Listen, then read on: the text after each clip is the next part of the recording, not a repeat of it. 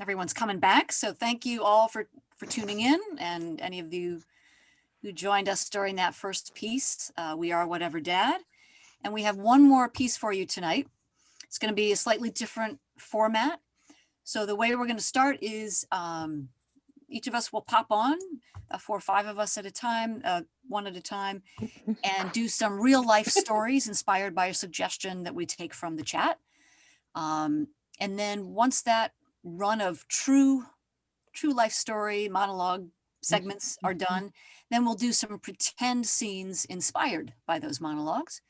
After we've done a run of those, we'll go back and do some more real life monologues for you, and then another round of scenes inspired. And we'll keep going with that until we feel like we've come to a good conclusion for you. So there's no name for this form. It's just monologues and scenes. So I'm going to look back in the chat, and I'm going to pick to inspire the first monologue, comfortable shoes. Comfortable shoes.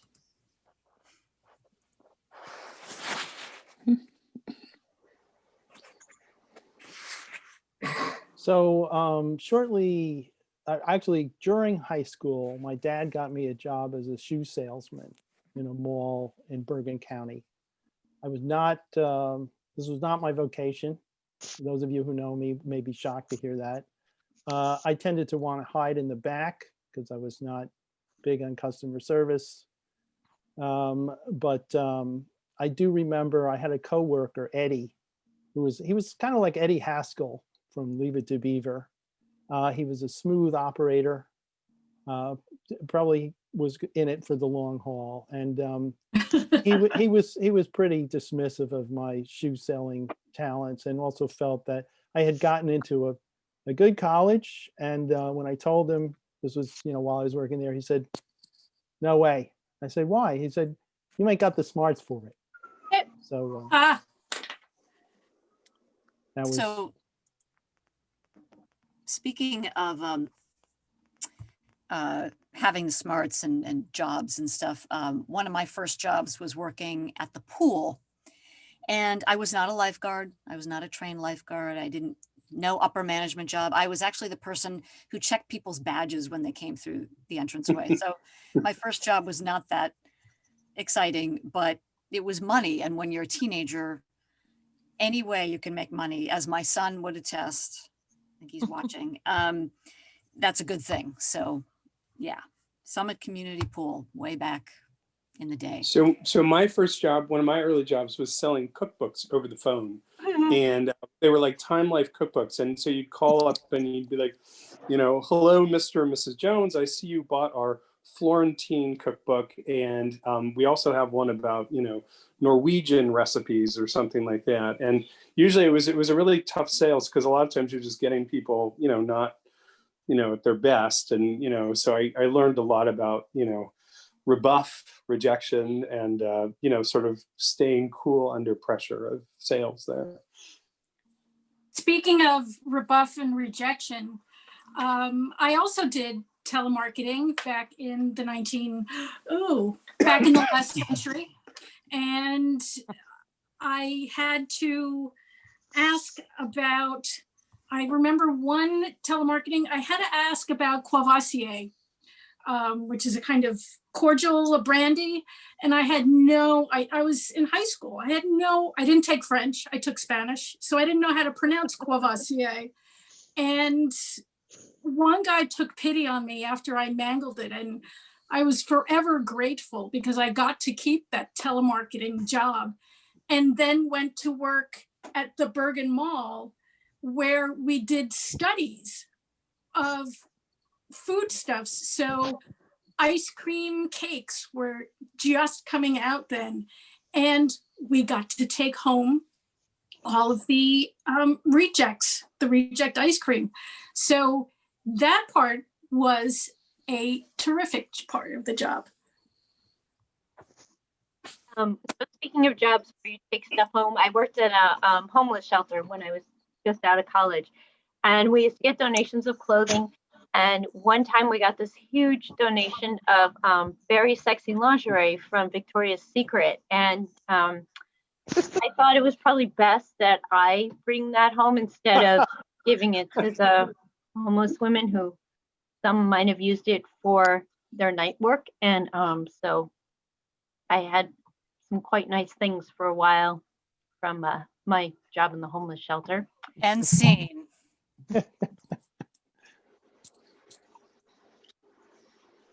Kid, Yeah. I don't think you got what it takes. Okay. I'm just gonna be. You're working with gold here. All right. This cookbook. All right. 101 tomato dishes. Yeah. This is gold. All right. You can't sell this. You can't sell anything. You understand me? And I just don't see you having the heart. Well, you have, Mr. Samuels, you have put your finger on it. I don't feel like I have any aptitude in any element of sales. Well, You got it. You nailed me. I must admit, I didn't think the conversation would go this way. No. Yeah, you're really bad. You agree? Absolutely. I stink. I stink at this. Huh. Hmm. So where do we go from here? That's a great question. Let's see. Terrible at sales. No aptitude. None. No. I think there might be some value in I don't know, maybe we like bring you along and like people can just ridicule you for your incredibly low self-esteem. Mm-hmm. Do you think you could I think that'd be a real like niche selling strategy. I could make the other staff look good. You would. And scene. Honey, is there something you want to tell me about these outfits? Wow. Feel Where, it. wow. Where did those come from? Well, they were on your dresser. I just wondered if there's something, because you don't really wear them around me. I'm just wondering where you're wearing them, Oh, I'm just using those as rags to clean. Really? This as a cleaning rag? Yeah, it's very absorbent. I'd like to believe that. I really would. It seems like, I just wonder why. I mean, I never, whenever I see you're in that really long nightgown, there's just nothing. I mean, and then I find these outfits over here. Is there something I could be doing that I'm not, or, Well, no, I do prefer the very neutral attire that I wear daily. It goes all the way to the ground. Yeah. So I just wondered if there's anything I could be doing differently or. Now, are you interested in wearing this? I mean, I'm just asking. Well, I wasn't exactly driving at that, but I'm willing to experiment if that, whatever, I mean, maybe that would bring us closer together. We will have, let's talk with the therapist about it. That seems like a good. Yeah. Yes, so tell me, what do you think we should do about the garage? I don't like it. I think it's too plain. Well, just a garage. No, we could do something with it. We could make it into something. I mean, I have ideas. Don't you have any ideas about it? I mean, maybe another bedroom, maybe a den, maybe like a study or like what's it called? A she cave, just like someplace where we can listen to music and dance and bake. But it's not attached to the house. It doesn't have electricity. That's that's the part that I really like. You know, it's a real sanctuary, somewhere to get away from it all. Can I have it? Do you mind? I mean, if I take over, I'll just make it mine. Where am I going to park my car? Same.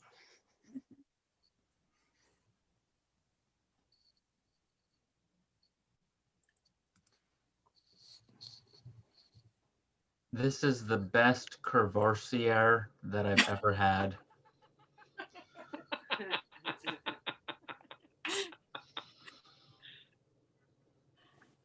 Same. You say it. You say it. I Say the word. I studied Spanish. I studied Spanish. Don't make me say a French All right, word. say the word, you guys. Well, you said the word. He I said the said word. it. He Bill. said it for both of us. You What- said it. yeah. Why If we're, don't? if we're gonna be serving this to the public, you know, we You have to gotta, say it. All right. right, Courvoisier. Courvoisier. perfect. They Courvoisier. don't care, they're drunk. They go to the bar before they get seated. Look, I could just point to the label. I could just. That's lazy. It's a brandy. It's like a high-end, high rent. Actually, upscale. you know, I did see Keith, he did the whole, like, he turned the bottle and he was like, this one? Is this the one Oh. you want? And they loved it. Courvoisier. Yes. Oh God. Man. Courvoisier. Don't. Courvoisier. Courvoisier. Courvoisier. Just mumble it. Whoever. Courvoisier. You Oh, gotta fast, sell it. You gotta fast. sell it. Say it fast. Courvoisier. Here's a Courvoisier. Yeah. All right. All right.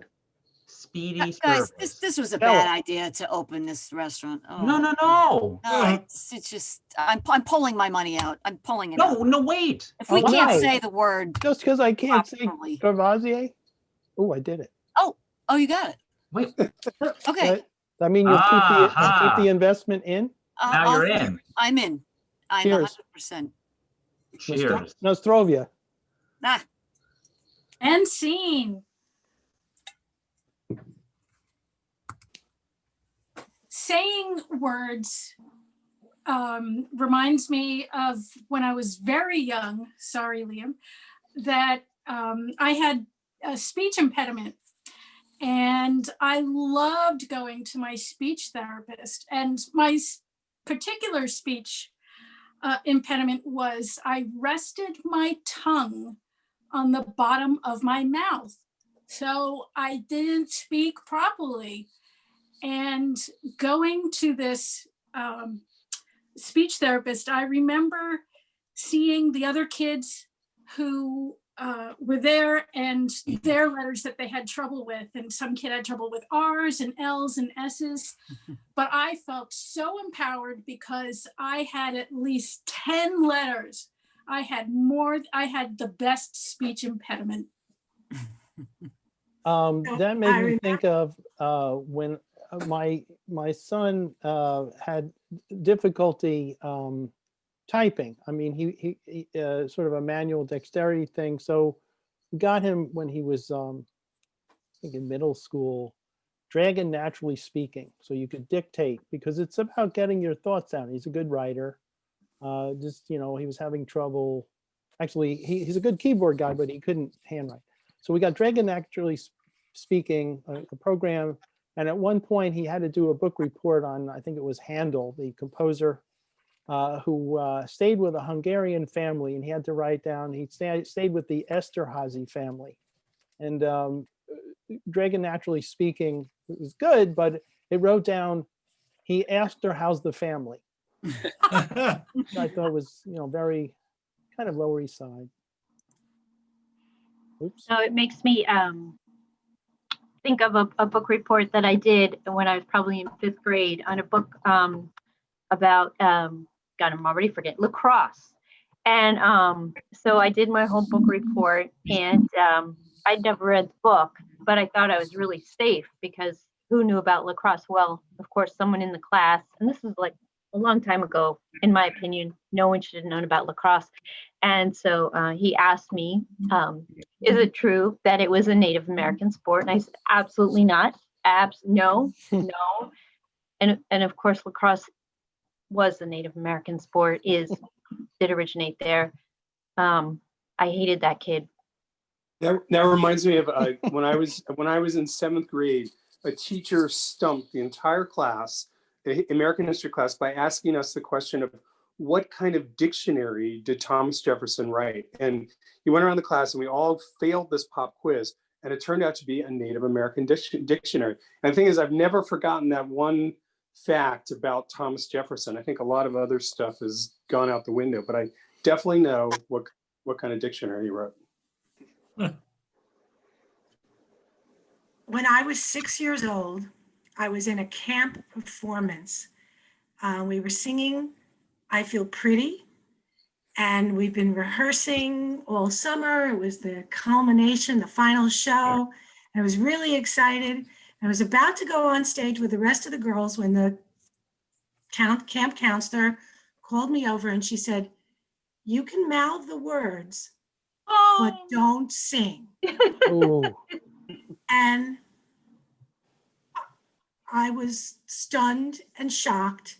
It was probably one of the most embarrassing moments of my life. And I was so hurt that I think I did sing, and I just figured, well, screw you, but I probably didn't know those words, but however I felt. So this just reminds me of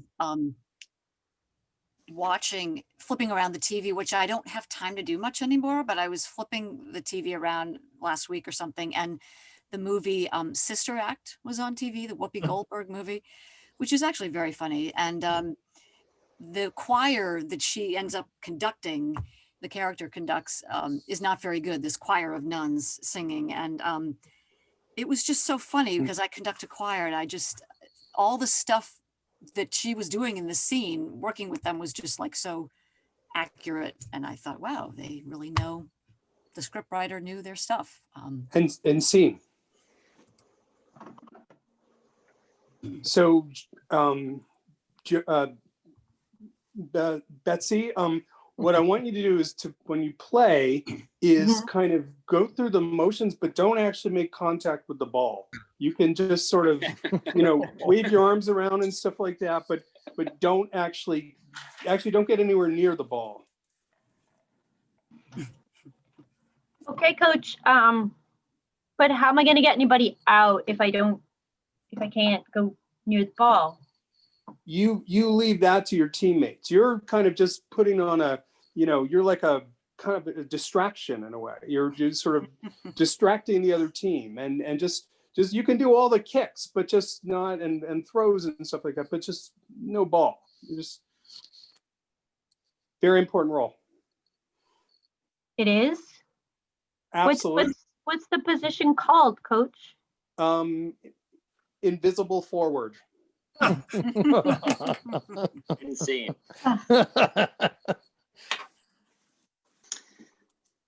So let me ask you something. You ever just try being like really mean to the kids? Yeah.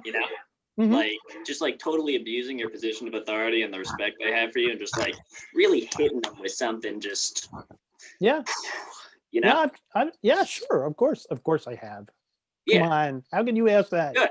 Yes. Yeah, well, no, I was a little bit, I was a little bit nervous there. Yeah, I brought this up with Lucy the other day, and she was all upset and offended about it. I don't get it. I mean, no, it's great, Yeah. It's yeah, you're I don't know, you're a terrible writer, and just watch the tears well up. It's yeah. I was the other day. Because I sub a lot, as a driver ed teacher, and I said, "You call this poetry, Elizabeth? Poetry? Look at this. There's no imagery. Where's your imagery?" Did you cry? No, but she looked like she wanted to. Yeah, well, that's pretty good. That's pretty good. I give that a 7 out of 10. Yeah, you know why? Because realism. These kids are going to get out of, fielding school where we teach, and they're going to think that the world is their something. Not the kids I teach. No. Yeah. And not the scene. kids. Honey, I was just up in the attic, sweetheart, Yeah. and I found this old book, all this dust on here, and I open it up, and there's a little thing in here. This book belongs to, and then in this messy handwriting, it looks, I swear it says Thomas Jefferson. What? I swear. I mean, if it's a real Jefferson piece, we could sell it on eBay or something. Pop quiz. What was Thomas Jefferson's favorite drink? Can I look it up? I know you told me. I don't remember. No, honey. Oh, sorry. Do I tell you, or you? Well, anyway, we'll put a pin in that. So you found this really ancient book, yeah, in the attic. but you want to get rid of it? No, I want to sell it on eBay because I think it's time. You want to get rid of it? Why wouldn't we keep it? Dust it off. We put it in a little case by the front door. You know, show it off when people walk in. We quiz them about it. Well, I don't know. I was hoping to make a little money. Just saying. What about your side gig? Oh, you know, I can't do it anymore. Honey, hang on. No, I can't. You can do this.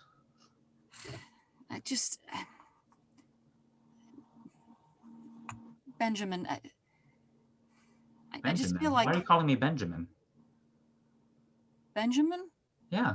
Thomas Jefferson, Benjamin Franklin. I just thought I'd like, Oh, throw we some- find something new? yeah. You know, we need to spice up our relationship a little bit. Okay. But you What do can you want to call me? Martha, maybe? Oh, how about Martha? Betsy, as Okay. in rock? Right, no, I know. Yeah, okay. But no, wait. Yeah, You can Oh. do your side gig. I know you can. I can. I mean, I'm good at my side gig. And scene. You know, that scene actually reminded me of I'm cheating a little with this monologue because it's about my mom, not me. So, you know, sue me. But she must have been around 80. She's 92 now. When she loves movies, and she had watched some movie with Robert De Niro. She was channeling Robert De Niro when she ran an errand to the post office. She drove to the post office, and there was a parking spot that was, you know, hard to get. It was right in front, and another lady just sort of zoomed in ahead of her and sort of backed in and kind of stole the spot. And my mother pulled up alongside, and it just came to her that she should channel Robert De Niro. She went over to the woman's car. She had the woman roll down her window, and she said, "You need to get out of that spot. That was my spot." And the woman, she left. It was like, whoa, she was like Robert De Niro. So, you know, speaking of being other people. That reminds me of my mom, who went with my partner to Verizon in his nice BMW, and then some gentleman was next to them in a nice Ferrari. I don't remember what it was. I don't really know cars, but my mom, to get into the car, my partner's yelling Audi from downstairs. So, my mom, to get back into the car to leave, opened my partner's car door, slammed into the Audi with the door. The guy was like, "Yo!" And my mom like pulls the door back. She's like, "No damage," gets into the passenger side, closes the door.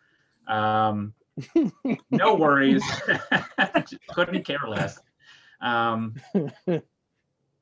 on the topic of mothers and cars. My mom, I don't even think she was that old. She was in her 70s, but she went to the mall and she went to her car, and her key didn't work in her car, so she went and got the mall cop, and he broke into her car, and she gets all the way in the car, and realizes it's not her car, and then has to go find wherever her car is. But yeah, maybe mom shouldn't drive after a certain age.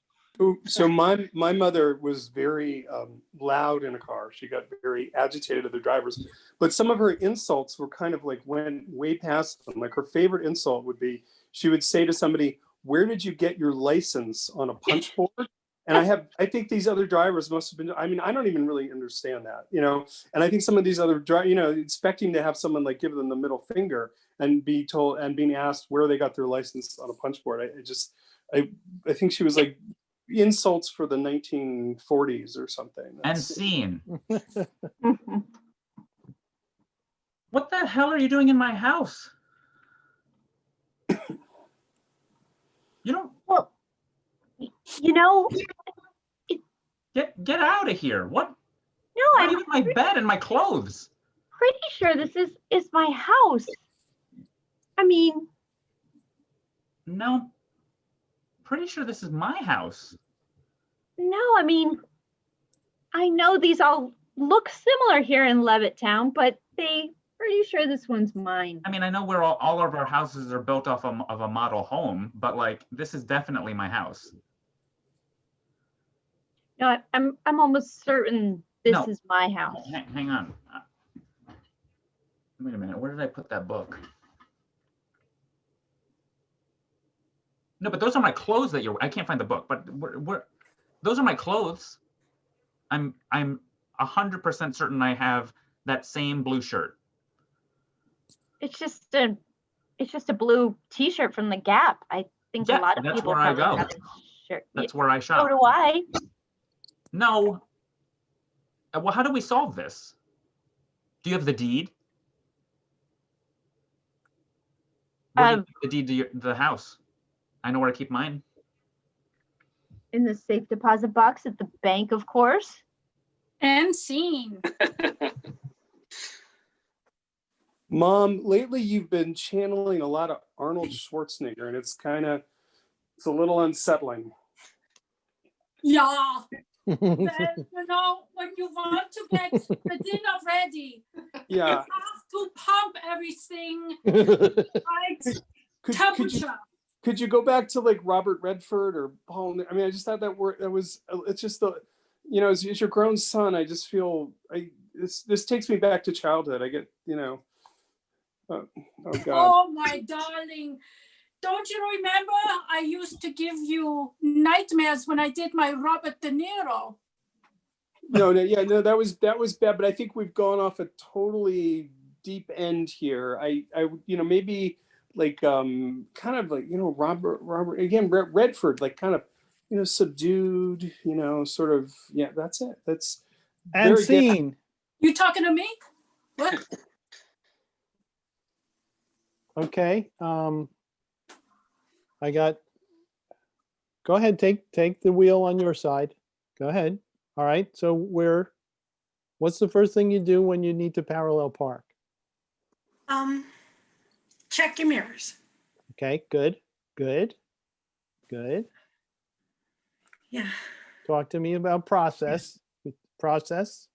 I gotta go forward until the back of the other car is like halfway, and then slowly back in until I'm at like a 45-degree angle, and then quickly turn the wheel and slide right in. Okay, I just have a problem with the quickly. Everything else was also Slowly, not halfway. slowly, Yeah, slowly, slowly. zoop right in. Okay, I can let go. All right. I'm just All go gonna do for it. it. Yeah. Mhm. Do you think I'm too close to the Yes, I do. guy Yes, next to me? Yes, you're really, yeah. Mhm. Okay, let me pull out a little more. Okay. Okay. So that looks like the right amount.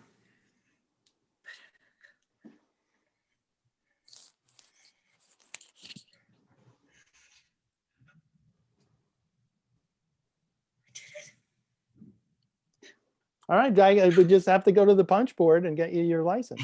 And scene.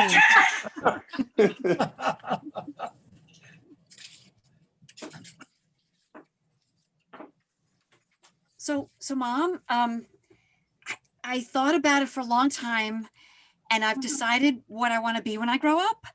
I want to be a mall cop. It's my dream. Wow. I just figure it's a whole world, you know, a mall. It's like a whole universe, and to be an authority figure and be helping people and being there when the mall opens and when the mall closes. It's exhilarating to think about. Isn't it now? Yes. You know, and those 4 years of English tutoring and the SATs, I'm really so happy it gave And you Harvard, don't forget Harvard. Yeah. Yeah. Yeah. So, you know, I think we should probably talk about this in the morning after a good night's sleep. So, how about at breakfast we bring this up with your father? How about that? Oh, well, I already talked to Dad about it. He said he's on board. Did he? Did I hear someone call me? Honey, Gabby, what's going on? Hi, Dad. Well, Hey, honey. I was just telling Yeah. Mom about my career choice. Yep. Oh, the mall cop. Yeah. So Yeah. cool. So cool, right? So cool. And they've Yeah. got the most comfortable shoes. I mean, you're going to be on your feet all day. Yeah, comfortable shoes, comfortable, like cool uniform, right? Yeah. Oh my Oh, God. Jake. And discounts at all the stores too. I mean, don't you want, I mean, you love shopping, honey. And you know, Gabby could get you a discount. I could get you a discount, Mom. Tag out Oh. Nancy and Andrew. Okay, so we're watching. Yeah, there she goes. There she goes with the lingerie. Okay, you notice how much lingerie she's taken out of Yeah, but Victoria's Secret? don't we just go run after her now? No, What's the protocol? no, surveillance. Oh, Yeah, surveil. surveil. Yeah, yeah. All right, I'm learning. I'm getting it. All right. Look at that guy. Yeah. Oh, man. More lingerie. Yeah, that's. Excuse me, but I'm wondering who my wife is buying lingerie for, and I wondered if you noticed anything. We're just mall cops. We're not private investigators, sir. You didn't Yeah, you you're- didn't see any guys that she's could be hanging around when she was buying. Once they leave the mall. Yeah, it's not our It's concern. not. No. All right. Well, Forget it, Jake. It's garbage town. And blackout. That's our show. And that's our show. Everybody. Yay. Yay. Yay. Come back, everybody. Take a bow. Yeah. Great. Now we can celebrate with some Courvoisier. Courvoisier. Yes. Yay. So thank you Yeah. all. Yay. Guys, thank you all for coming. Thank you. Let me just say, let me thank you. Nikki Puzin, my wife, for Yeah. doing a little tech. Thank you so much, Louis Kornfeld, for Yay. coaching us. Yay, Lewis. I want to give a shout out to Lulu French, who we all kind of met through. Wonderful teacher here in Maplewood. There's Nikki, who's popped on to join the cast. Take a bow. And Yay. there she goes. And the Magnet Theater, let me just say, Yeah. a lot of us have studied there. Lewis is some might say the heart and soul of the Magnet Theater. Maybe his colleagues would disagree with that, but He said it himself, I believe, on several. yeah, he says that like constantly. And yes, thank you, Lewis. And so if you like this stuff, check out Lulu French. If you're in Maplewood, check out the Magnet Theater at themagnettheater.com. Wonderful courses. We've taken a lot there. Thank you for coming and spending your Tuesday pre-New Year's Eve night with us. We are Whatever Dad, Whatever. signing New off. Year. And check out the comfortable shoes in your life. All right. Thank Okay. you. Care. Good Bye-bye. night.